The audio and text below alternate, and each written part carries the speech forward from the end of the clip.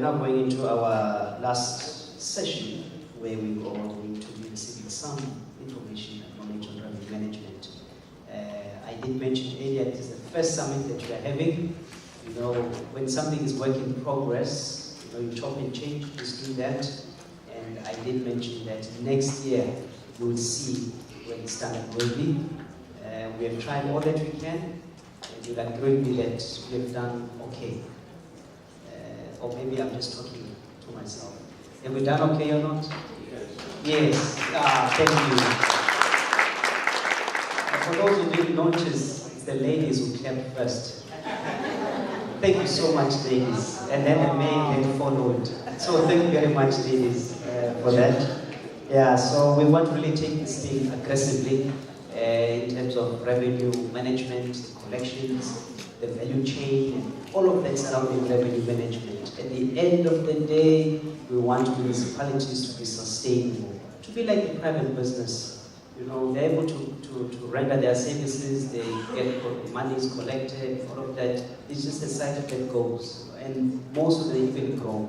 So in our municipality, instead of growing, things are just getting worse, but we are saying we can be those agents of change. So whatever that we are starting this year, going forward, we want to make a difference, and this is the start. And also, it's not just going to be about talking, but we want to measure it, Mr. PwC. So when we come back next year, we want success stories. So when people come here to talk, we want them to talk, how have they done things, how did they get it right, so that others can also follow suit. Because right here, we want solutions. That people can go out and be able to implement them, so that you can get the results that you actually do. That's the mindset that you want to start. That's the culture that you want to create going forward. All right.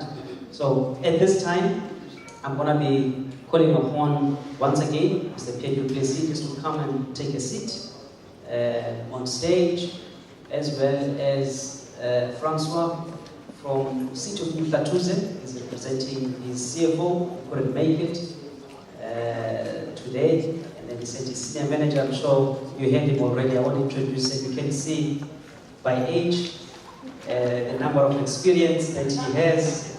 I won't mention it. And also I've got Mr. Ryan, I want to pronounce it correctly, Norson. If I have not pronounced correctly, please do tell us exactly how you pronounce it. The executive manager at Sebata, dealing with revenue and debt management. You take a seat there, where he has 15 years experience in operations and management functions. So this panel will now just give us their thoughts in terms of how can we apply all that has been said. Because we must be able to talk these things, but at the end of the day apply it. I'm also then going to be asking you if you've got any questions, pose to them, and have that engagement before we close up for the day. So 2 minutes we can say a few words, but I'm going to start with my president. It's protocol, and I'm also trying and protect myself as well. I know he doesn't know that word, but I have to be trying to be close to him as much as I can. I'm just the chair in this province, so that there's other provinces. So I want to be the favorite one. So that's why I want to give you this opportunity. You can just grab this mic, say a few words in terms of the application process, your encouragement. I know you've shared a few, but just more details and open it up. Thank you once again, colleagues. Thank you, Program Director. Allow me 1 minute for a commercial. I hope everybody that's working in the municipality are a member of the forum. If you're not, please become a member. So that's my minute of selling the organization. I think it's worth it. Then, colleagues, I think a question, where to start? I think you first get your policies and processes in place. All the wonderful things you want to do, it is not going to help unless you've got the backing of a legal framework. Because the area you operate in is highly contestable. Don't forget, the public will contest you. I've been told that there are some attorneys in the audience as well.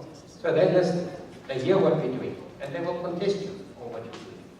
So don't just jump to conclusions, get your legal framework in place. So for me, point number one, review policies and processes and get a legal framework to support what action you take. Thank you. It seemed a little bit like a family affair to me throughout the period that we were here. We the program director, Kobo, and speaker Kobo, our revenue manager from Platuzi, also Kobo.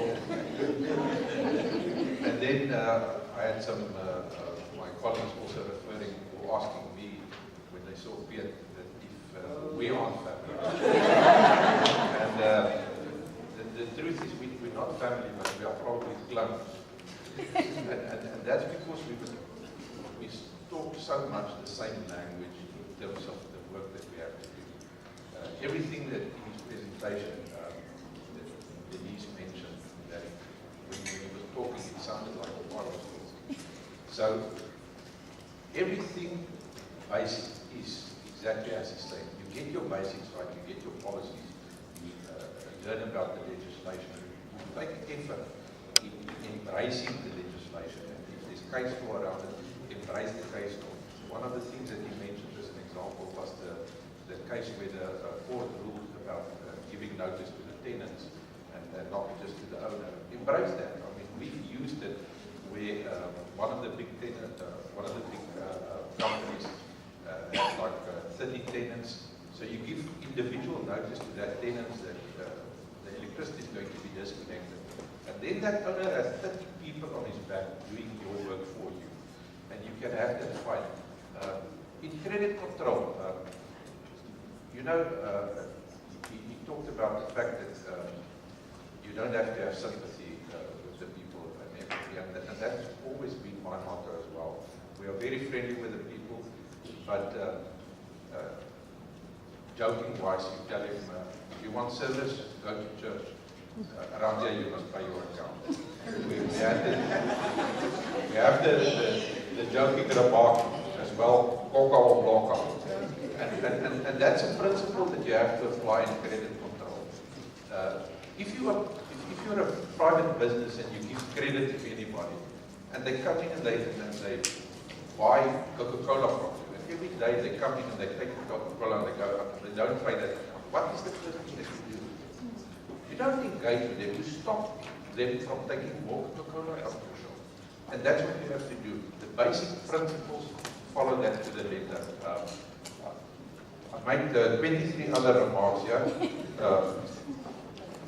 but I'll only stick to one. Create a culture of payment. To me, that is actually the first basis that you have to start with. Because if you do not create that culture of payment, if people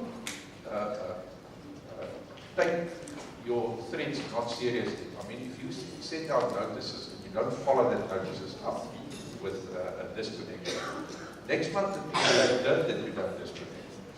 And then in that same process, when you do it, you have to do it within a very strict workflow process. I mean, we heard here talking about infrastructure problems as well, meters that are not working. If you do a disconnection list of 500 customers that you are disconnecting, then there's a good chance that between 50 and 100 of those 500, you're not going to be able to disconnect or restrict the water due to some infrastructure problems. And if you don't have a workflow process where that problems have to escalate to the correct departments and you have that relationship with the departments to fix that, you're going to have problems because that continuously escalates. So in summary, that is the basis of what I have. And then lastly, there was a remark yesterday from one of the municipalities that I think it was Newcastle that talked about incentives that they have. And our view has always been you encourage payment, you don't encourage non-payment. And it is simple advice from us. If you are going to tell people that I'm going to write off your debt now, if you start paying, the problem is that you are telling the people that have paid up to that point that they were quite stupid to pay. So don't incentivize non-payment, rather incentivize payment, and create a culture with the people, engage with them continuously, and I'm sure you'll be successful in that. Thank you, sir. I want to concur with the two gentlemen on the stage. I think both of them are subject matters, and both of their municipalities, if you look at the results, it shows that they are doing and implementing the basics correctly. I think from our side as a service provider, the essence is you become an extension of the municipality. And by allowing and capacitating the municipality through technology for them to perform their duties diligently and consistency, that is the key to successful. Thank you, Brad. Before you hand over the mic, one question. Your views. How can you improve relations between the service providers, because you're sitting on the other side, and the municipalities? Because I've been in this game for far too long, and I know the challenges that are there. From your perspective, what is to be done? I think there's too many municipalities that don't embrace service providers. You've got to understand the concept that as a service provider, you're basically an extension of the municipality. No service provider will come in and solve your problems. It's a collective approach that has to be managed continuously in order to reach the successes. Mr. Piet, let me also ask you that, because I know HAQ has got a number of service providers, and this is what I'm encouraging their private and public partnerships, even with SIPAG members who are going along. So what is your views on that? I've got slightly different view, depending on what sort of service provider you're looking at. Personally, I'm saying a consultant can't do better than you can. Because if you say to me, the consultant can do better than I can, why have you got a job? Then you must resign tomorrow. Any one of you sitting here believe there's a consultant that can do better than you, you're in the wrong position, then you must resign your job. Tell the municipal manager, I'm not suitable for this job, I know somebody else can do it.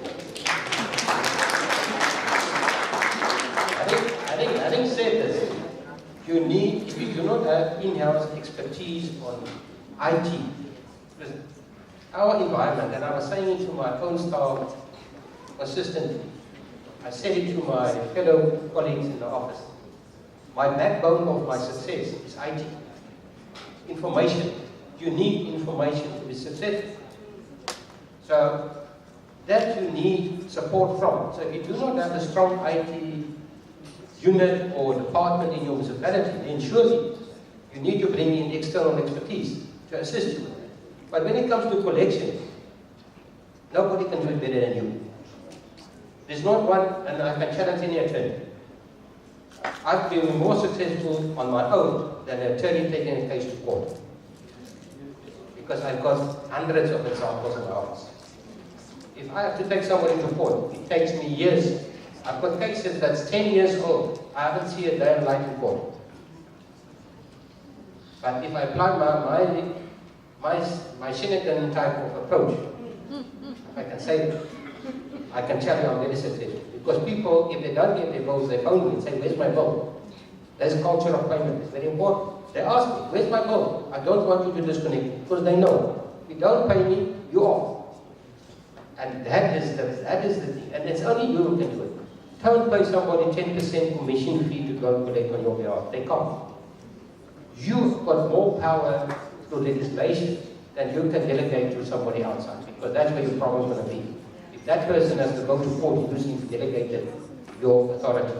Sometimes you can't delegate that authority to an outside person. You can only stay within government. So be careful what you do.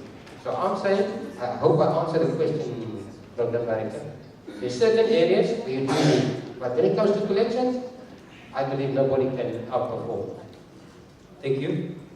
Mr. Franco, I'm also going to call for patience now, but before I do, we need the money in the bank account. Now, we've been in this game for far too long.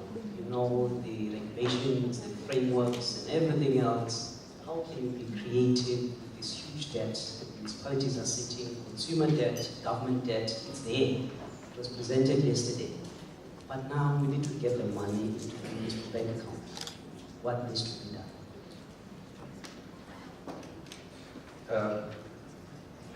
your work. It's actually just as simple as that. We're talking about the use of contractors now, for example.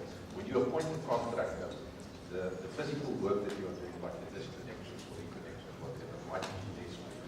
But your management component immediately increases. You have to manage that contractor.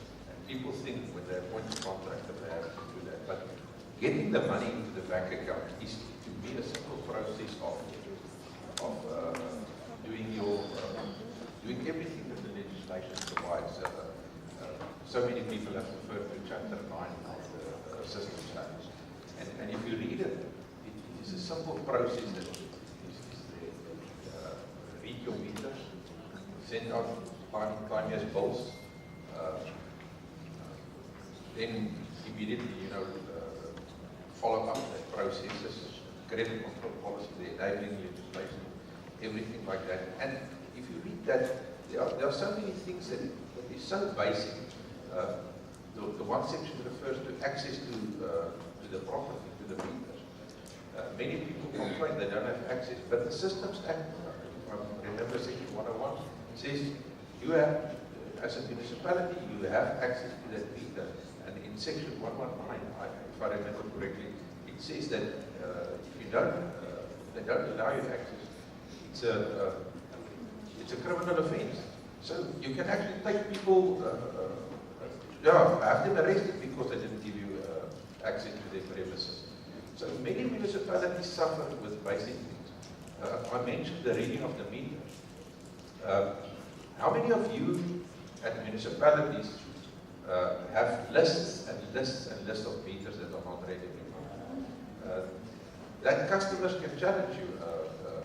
Pierre mentioned it in his presentation. So getting the money into your bank account is just doing the basic rights. But once the money is in your bank account, please allocate it. Have a proper credit control process. We know certain customers don't use the correct references. We have many times where customers pay into our bank account and uses the reference of the city of Maputo. Now, who's that guy? The next thing that you then do is, if you follow your credit control processes properly, that guy will contact you the next week to tell you, listen, you deliver this notice, or you send me this SMS, I paid on that day, this is the amount. If you can allocate it. We heard from government that in certain cases they make payments into our bank accounts and it's not allocated.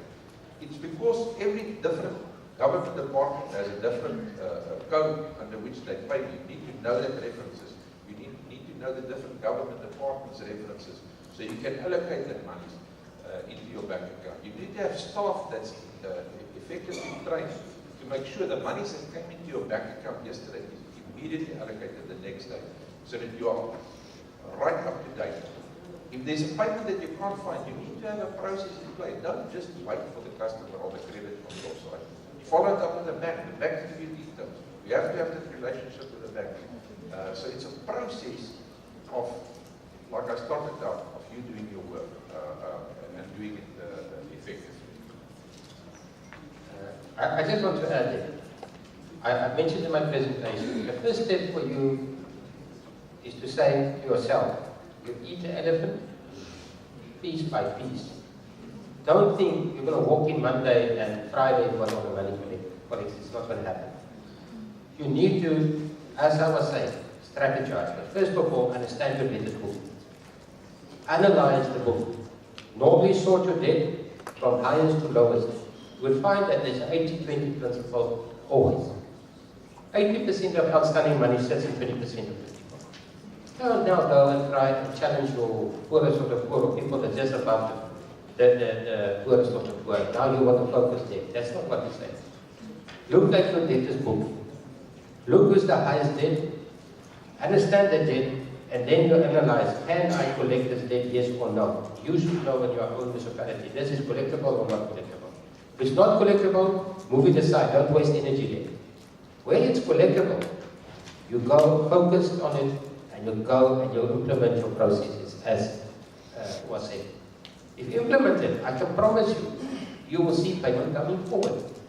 You will see that collections coming in. And there's no such thing that people can tell you, a business, for instance, cannot come to you and say, I can't afford to pay. Because they use you as the banker at a very low interest rate. Tell them they must go borrow the money at a bank to pay you. That's how it should be. Disconnect them. And they will come with all sorts of stories. They will tell you they're going to close down the business, 200 people, 500, 1,000 people will lose jobs. That's to play on your emotions. Remember my emotions? Sorry sir, I hear your problem. But you're a business, you took the risk. That is the purpose of a business, to take risk. Go to the bank, get the money and pay me. That is it. That is how the story goes. So don't let people convince you that it's their right to have an outstanding amount because they can't afford to pay you, especially on the business side. Government is the same, disconnect them. In my life, I've disconnected prisons, I've disconnected police stations, I've disconnected courts. Disconnect them. There's nothing that prevents you from disconnecting. Nothing. I can tell you here in Durban, and my colleagues know that, I've disconnected the regional office of the ruling party. So, colleagues, there's nothing preventing you from implementing the law. Just follow the procedure. There's nothing. Nothing. I'm still sitting in my chair. Goodbye. There is a gold stamp for that. This for electing the regional officers of the ruling party. Okay, at this time, let me just take the questions because I'm very excited here. Mr. Hashtag, can we just get this mic? Let's get the questions. We've got 2 hands already. Let's start with the lady. Let's start with the ladies first. It's fine. Lady first and the gentleman.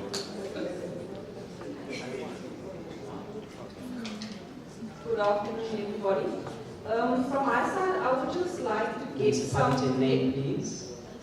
Municipality name. Zambia Municipality, Diane May, from the Eastern Cape. From my side, I would just like to get a brief explanation on debt collection in Eskom distribution areas. Eskom. Say it again, if you can please. On processes to follow in Eskom distribution areas. Debt collection processes to follow in Eskom distribution areas. Thank you.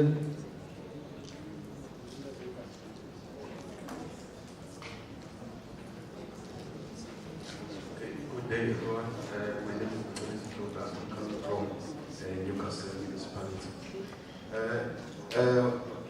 We've heard that gentleman telling us about the things that we need to implement. So like for an example, Durban, obviously they are more privileged compared to the other municipalities. In what way? They've got most businesses here in Durban, and I think that also applies to Richards Bay. So what I wanted to get from the gentleman, like the other side of the community, because I believe that the municipality, that is where they are struggling. In towns, in what you do have, like your process is much easier compared to the other side of the community. So I wanted just to get from them, like the other strategies that they do apply, and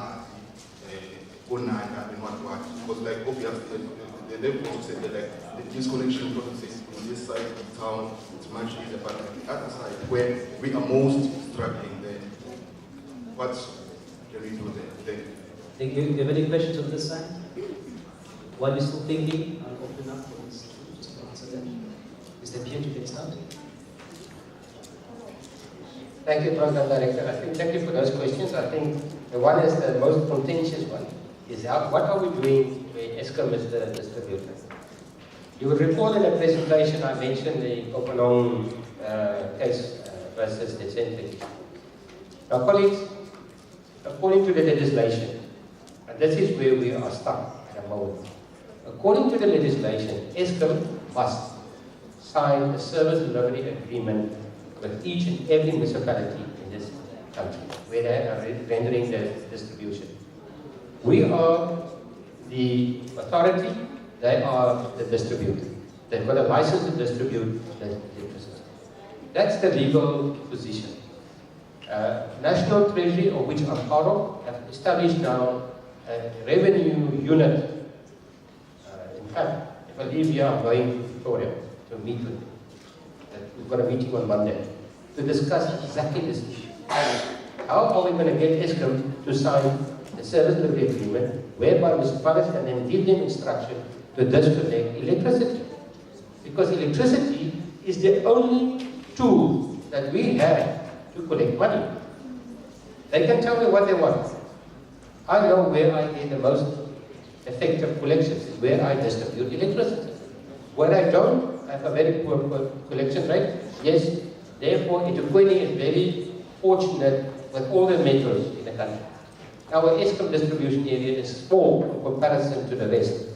So the non-payment of areas, or payment in those areas is marginal towards my total income. So you don't even see it. It's not even 1% contribution. So you don't see it. But I feel for the smaller municipalities because I know what you're going to do. Because I was the CFO of a small, of not a small municipality. It's a new municipality, it's not that small, it's about Dusi size. But I know what it means because you struggle. And hence, I get so upset when I see Eskom is on the news and tell us how bad we are. Yes, there are some bad municipalities, but not all of us. And they're not willing to come to the table and assist us to collect the debt. So I can promise you, I don't have an answer for you directly to say do this, because what else can you do? You can go and try and disconnect water, but also be careful on disconnection of water. You can disconnect water, so by the way. There's nothing that says you can't disconnect water. You can. But be careful how you do your process before it is disconnected. The other option you have is to sell property. And again, the courts have ruled against us to go and just sell property. So be careful with those two mechanisms to implement those. Then the question on the implementation of credit control in eThekwini. I just want to say to my colleague this side. Actually, I wanted to ask my deputy to give that answer, but I want to put her on the spot here. But she knows and my staff knows. We do not have a different policy for Mlazi, KwaMashu, Inanda versus Mhlongo. No. It's all the same. If you don't pay me, I disconnect you. If you're indigent, I support you. If you're not indigent, you pay. If you don't pay, I disconnect you.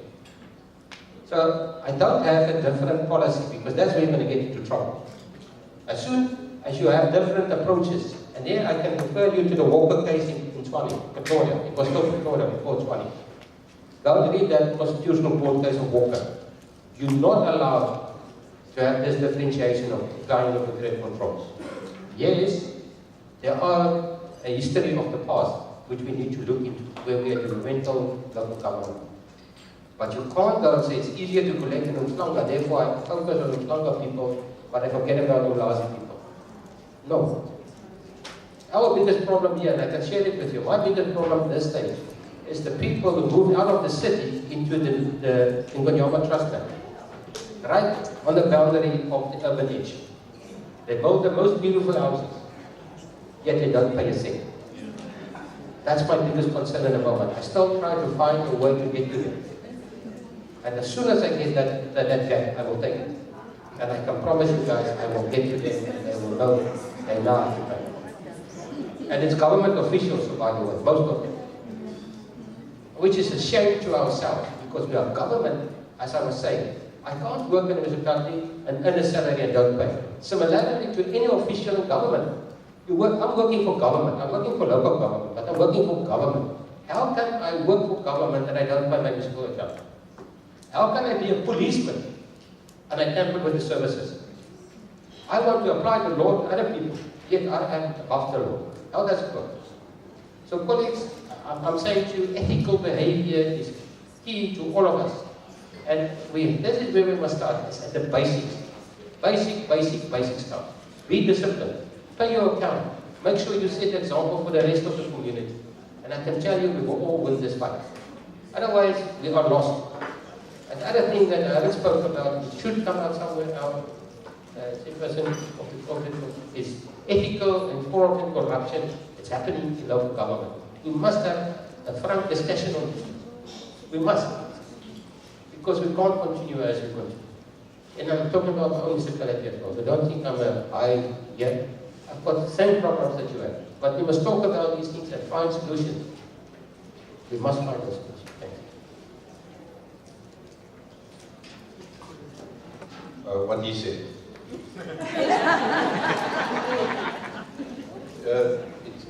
nice to hear that,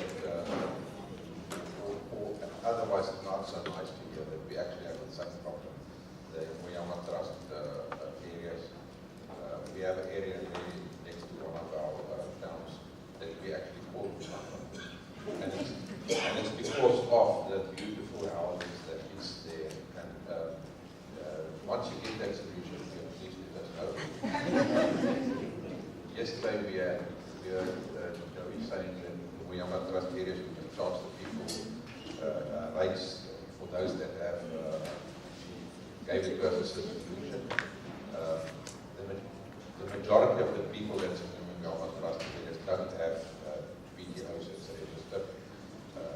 The schools, the police stations, they do have, and we charge them rates. So we are fine in that sense. But the solution might be that there has to be some type of formalizing of tenure for the people. You have this large group of people that have houses that have owned properties and are actually excluded from funding from banks and things like that. So if you formalize that, maybe into a PTO might be the start, and if you go that is the way maybe can happen. On the ESCOM thing, we are looking forward to hearing that agreement is formalized, because all those areas have ESCOM, and then we can also assist. It's generally a problem in our traditional areas to collect the water. It is more difficult. Obviously, if you have more formal areas where you have rights and it's ESCOM that's providing it, you still have the option to go the legal route and take action against people. And that's perhaps one of the things that we must do is to start with the ones with the highest accounts in that group and take strict legal action against them and set them as an example, because that might encourage payment for them. Thank you. For the purposes of those outside of KZN, Ingonyama Trust refers to the traditional land where the trustee is His Majesty the King, Uzumti. Also, I know others might not know that. And that is why we've got such issues. I think it's over 50% of the land, if I'm mistaken. In the province, there is other Ingonyama Trust, and that is why you've got such issues at this point in time. There was one question on this side. Mr. Raj. Thank you. Morning, colleagues. My name is Rajesh. I'm with Cocktop Municipal Finance. This is for you to assist us. Unless I'm wrong, but I think one of the ways you are staying on top of your game is that you're looking and learning what our learned judges are saying in terms of case law, landmark rulings, constitutional court. You're testing your own legal framework in our courts. And you're constantly scanning the environment in terms of revenue and debt and impact it has in terms of your revenue and debt. Unless I'm wrong, that's the sense I'm getting. You're also encouraging us to become Info members. I think you started with a comment. So I want to suggest maybe on the SIGFARO website, you create a portal for our municipalities where all these precedent landmark ruling get posted, and any new development in terms of revenue and debt we have on that portal. And then when we become members, we use our membership numbers if necessary as passwords, if you wish, to access this portal. Just to help our municipalities, because not all have capacity like you do in terms of scanning the environment from the legal issues, testing their policies, just in terms of supporting the brothers and sisters, families, as you mentioned earlier on. Thank you.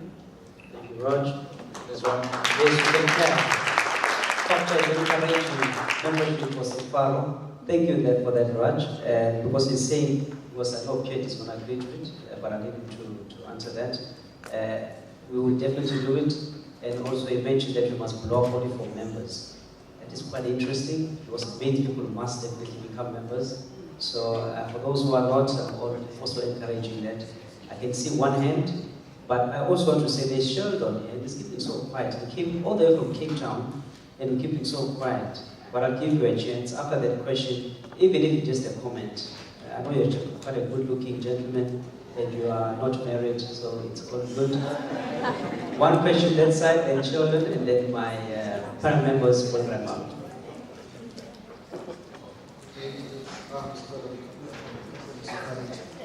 I'd like to So say again your name and municipality. Hello, Kapela from Newcastle Municipality. I would like to ask, what can you do if the policies are there, but the political wing keeps interfering with your administrative work? Is there anything you can do? Because they passed the bylaws, so if there's something that is stopping them, they won't let the policy of bylaws pass. So what can you do to stop them to interfere with the administrative work if they interfere? Political interference. Before you take on, just one comment from Sheldon, I'll give him a chance. Let's give him, he's from Cape Town. Cape Town is top. Here he is. Here he is. This side spook. Hashtag the site.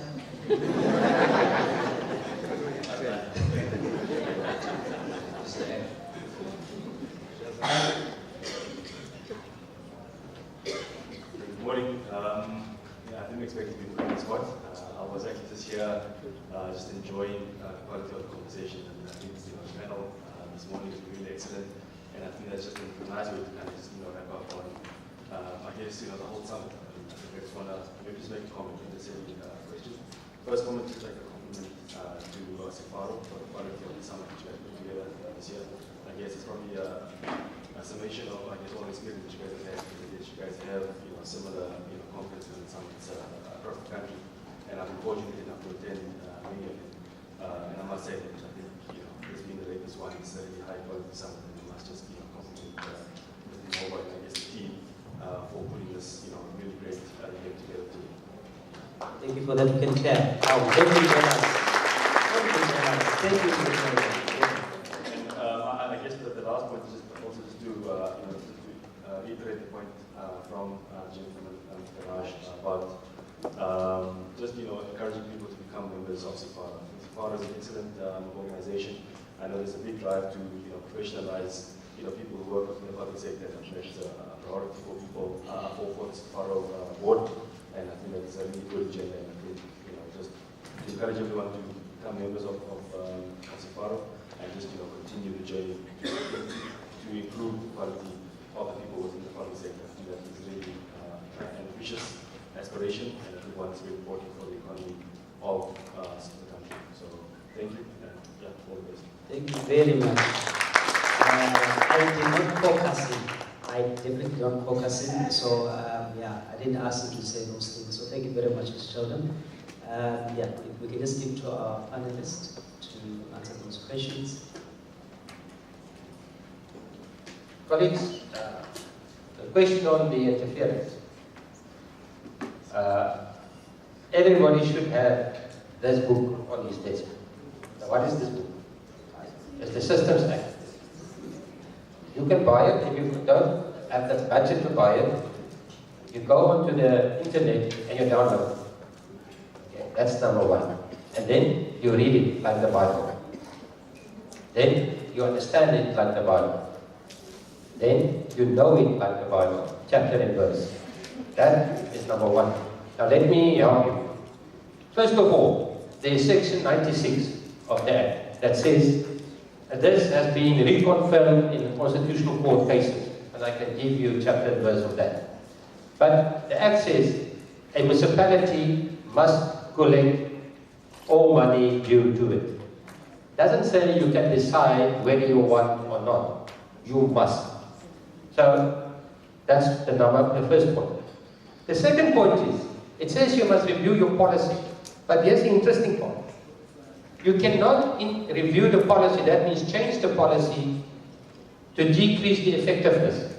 The Act is clear. It says you can only improve it. So once you review your policy, it's only to improve effectiveness. I've heard about so many municipalities that they take the policy back to council and then they take some clauses that they don't like because it's effective and they take it out. That's illegal. It's against the law. You can go and read it. Then, the third point. Francois just reminded me, 119, section 119 of that has got the following to say.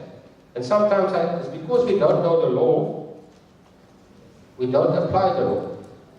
But if we know the law, and I'm not saying here to be provocative, and I'm not saying this to say now you must do things disrespectful. because we have to respect each other. Who is the municipality? If you read the legislation, the municipality consists of 3 legs, or 3 personas, if I can say that. It's the community of which we are all part of. I'm part of the community. So he's a councillor, he's part of the community, he or she. Then, the next leg is the administration. Again, I'm part of the administration, but the councillor is not part of the administration. The third leg is the councillor. It's council. So we must respect all of us when you are talking about local government. And I must say this, a councillor is not my boss. My boss is my boss, who is the CFO. And the next boss is the MM, and that's where it ends. Nobody else is my boss. That's how we should operate. I am in the administration, I've got a role to play. So has the councillor got a role to play. And we must respect that role. I must be respected for my role, and I must respect my councillor's role that he has to play, Yoshi. And I do that. I do respect it. Hence, I want to refer you now to Section 119. Section 119 makes it criminal if a person interferes with you to collect the money. It's criminal. You can lay physically. If something is criminal, what does it mean? It means I can go to SAPS, lay a charge. That is what criminal means in law. So I hope I answered the question. I'm not saying go and lay charges against your councillor. That's not what I'm saying, guys. I don't get me wrong. I'm saying to you, understand the law. Sometimes people do things in ignorance. They don't know. And then it is then your right to say to the person, you know what? I hear what you say, but you know, you put pressure on me. This is actually an illegal offense that you committed. It's a criminal offense. Here's the law. You can read it yourself. Because that's my duty. I'm a professional. My duty is to help my councillor to understand what is his role to play in the business we are. And I have to do it. And I've done it all my years that I've been a CFO as well. And I've done it until now. You can ask my colleagues. If I am in a meeting, I tell the councillors what is right and what's wrong. Because it's my duty. They say, and it's not me who say this, by the way, but they say, behind each corrupt politician, there's a corrupt official. Think about it. Because it's my duty to help my councillors to do the right thing. And that's what I must do as a professional. I can't look the other side and say, no, I'm not going to say something because I'm scared I will lose my job. You will not lose your job. There's another big eye that's looking down of us. That is God. And I truly believe in that. So you won't lose your job, I promise you, for doing the right things. If you read the latest case, there was somebody who was fired because he was a whistleblower. What happened? He's now been reinstated and has to be paid back since 2012. For this happened. So there's nothing wrong with being there. It's your duty to do it. Responsible citizen. That's what we are. Political interference generally happens when a customer has no way out after you have disconnected it or you implemented your credit control procedures. And he then feels he either has to tamper or he has to complain to the councillor, and the councillor are trying to get a way out. So your administration process around your credit control needs to provide a way out for the customer that has been disconnected in the process. So you have to have an administrative process that clearly defines the making of arrangements, removing the reasons of non-payment of the customer that has a complaint, why he did not pay, remove that reason for non-payment, everything around it. Because by the time the councillor is involved, he has 12 reasons why he is involved that the customer has given him. So if your administration process is okay and you have allowed the customer a way out, and in our engagement with councillors, where councillors became involved, generally the involvement is not interference in the sense that you must not disconnect and you must reconnect and things like that. It is because the customer might have felt that he had no other option. So if you have given, or you have an administrative process to give the customer a way out, then you can circumvent the large component of that. Thank you very, very much. We can also give a round of applause for the last speaker. Mr. Ryan, can you go to the next? Thank you. I think you've said everything. Be consistent, be passionate about revenue, and be excellent in what you do. Thank you so much. Closing remarks. Closing remarks. Do you want me to give a last? I think Francois put it nicely. Even with us, our councillors would always come and say, here's a member of my board who's got a problem with his boat. Please look into it and see if there's a problem. There's nothing wrong with that. Absolutely nothing wrong with it. Because it shows that he is also looking after his constituents. When a problem comes in, it is pressure not to implement. So I just want to put that clear. There can't be pressure not to implement the policy. But to ask questions, no problem. We always deal with that, and I think you have to be honest about those things. If you make a mistake, you say so. If you haven't made a mistake, you say so. But the point is, be consistent. Implement your policies, procedures, make sure your staff is properly trained, make sure they do understand what is expected from them, make sure they do understand if they've been confronted at the counters or over the telephone or through a letter, how to respond back when there is a complaint or there's a threat of even going to court. Don't just succumb. Somebody says, I'm going to take you to court. Look at the facts of the matter, make an informed decision. And be careful of just appointing attorneys to do your collections. It's costing money. And some of the instances, it's not worth going to an attorney to try and collect the money. So you need to apply yourself to them. Thank you very much.